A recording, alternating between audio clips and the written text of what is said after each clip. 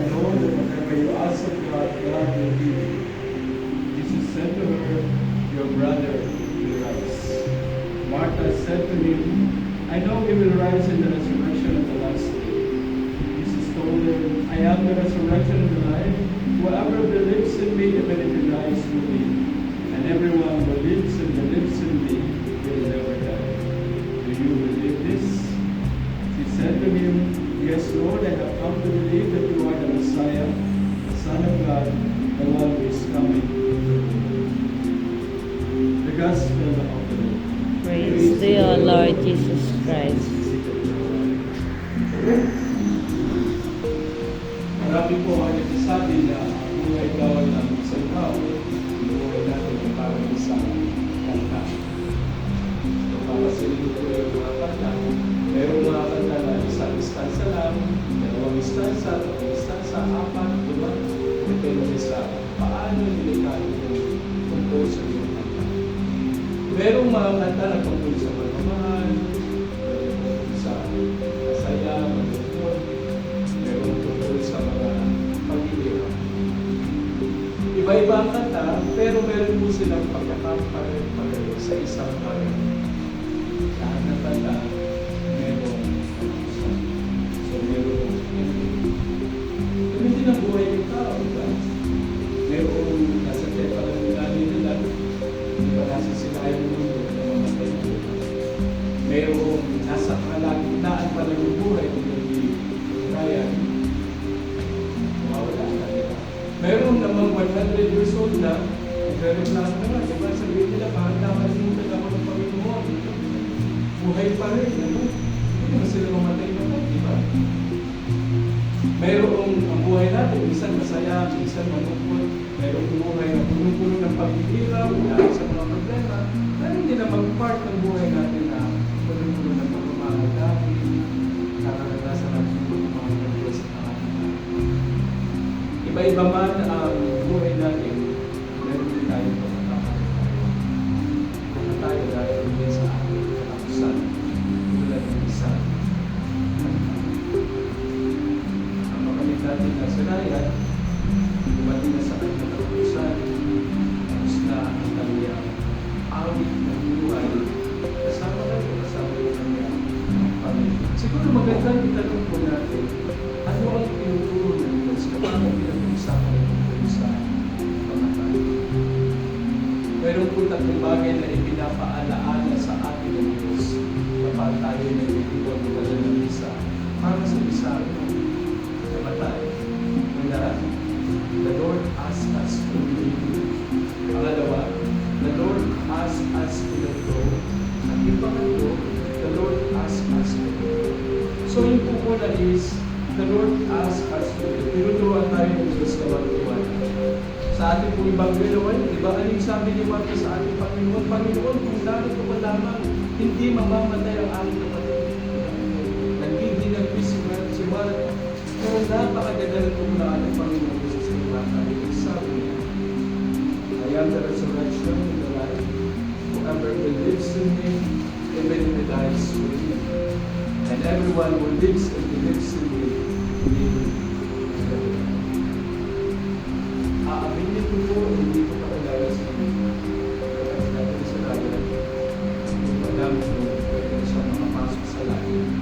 Kung pamilya niya, ang magsasabi, kung pwede siya makapasok sa langit.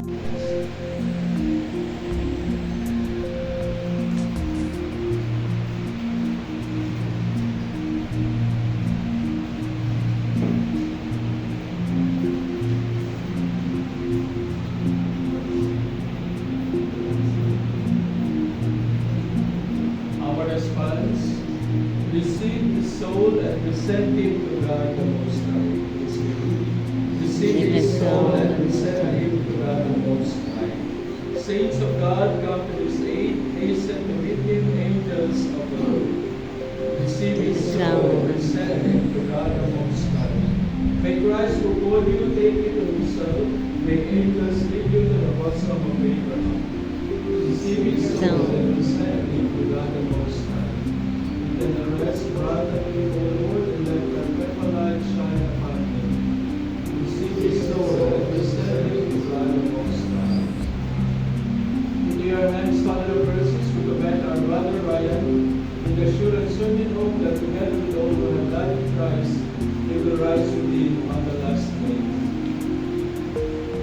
To you, O Lord, we commend his soul. In the sight of this world, he is now dead. In your sight, may he live forever. Forgive whatever sin he has committed. Your human weakness, and in your goodness, grant him everlasting peace. We ask this through Christ our Lord. Amen. The Lord be with you. And with your spirit. May God bless you, the Father, and the Son, and the Holy Spirit.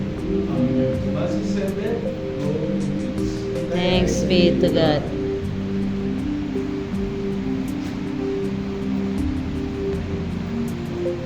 Okay. Ito po mga aming mga nagbibigay ng housing.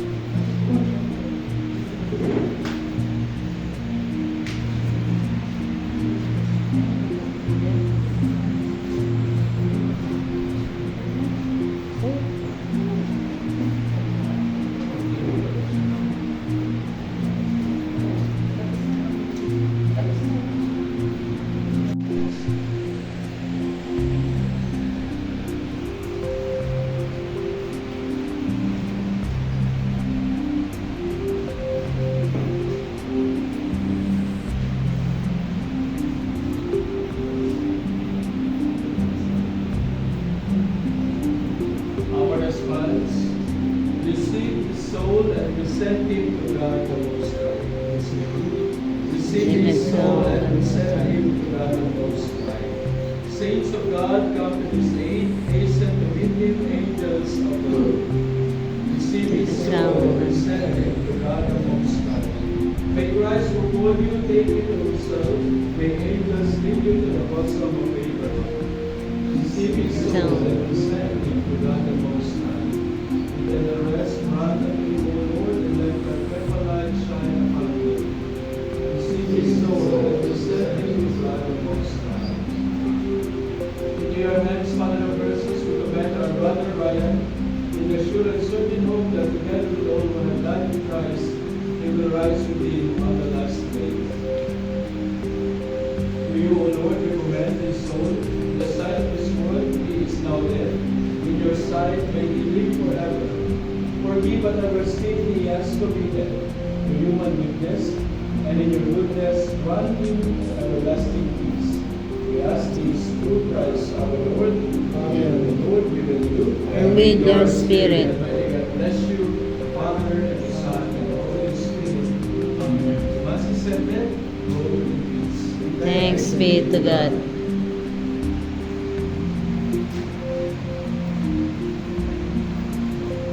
Okay.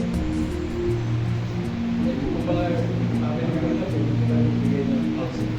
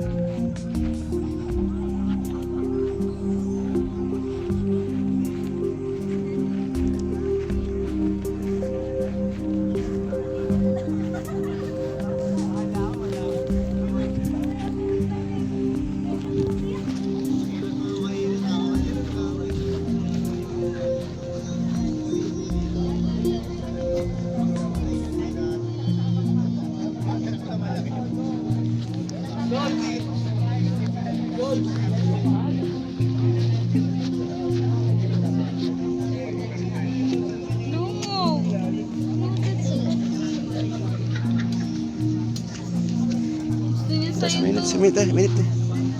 Minute.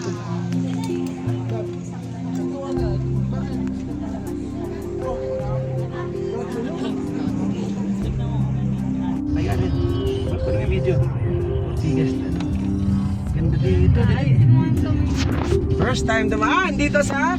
Ano ito? Ano ito? Circulo Verde. Italia. Nawala na yung baka. Italia pala to, no? Narami ni Vibe dito, no? Hindi mo na Vibe naman dito. O, tignan mo Jahin po mga. kayo, ha? Sa likod. Yung ilaw. Eh, ang ganda nito. Hindi nga babahain. Tignan mo. Laki ng ano. Daig. Saan tayo doon? Kagusto pa. Ayun, pag gano'n, diretso dyan. Ganda dito. Saan ba dito? Call center. Kaya tanong mo natin, mapuntang ano, labas ng ano. Ito. Parang U-turn lang. Parang U-turn lang. Dito ata, palibis. Dito. Ano to? Ito ata. Tayo ata. Ano dito? Hindi. Dito. Dito nga. Ikot. Shit, ang ganda. Tingnan mo ito. Namugit na, tignan mo! Ito. Circulo Verde ka na. Ayan na. Ayan, palibis na. Saan ito? Labas na sa may ano? Mga call center. Doon pa rin. Sa Eastwood pa rin. Sa White Bus Street.